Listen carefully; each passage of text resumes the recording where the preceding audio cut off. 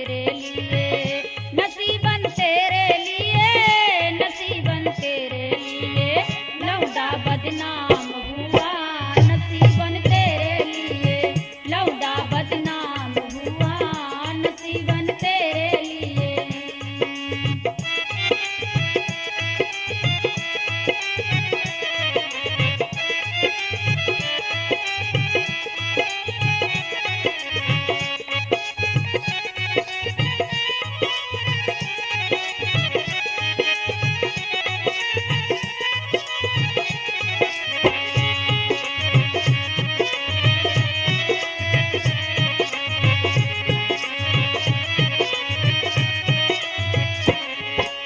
हाँ ऊपर के धूप होगी, नीचे से गर्मी होगी,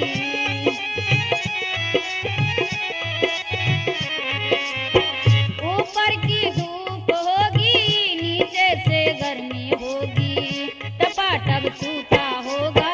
नसीबन तेरे लिए, टपाटप छूटा होगा नसीबन तेरे लिए, का बदनाम हुआ नसीबन तेरे लिए।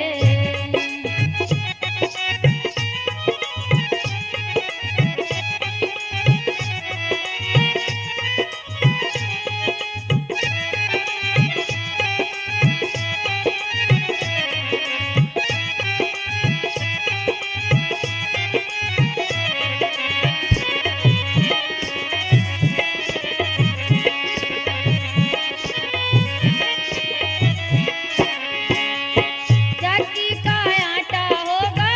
जंगल की लकड़ी होगी,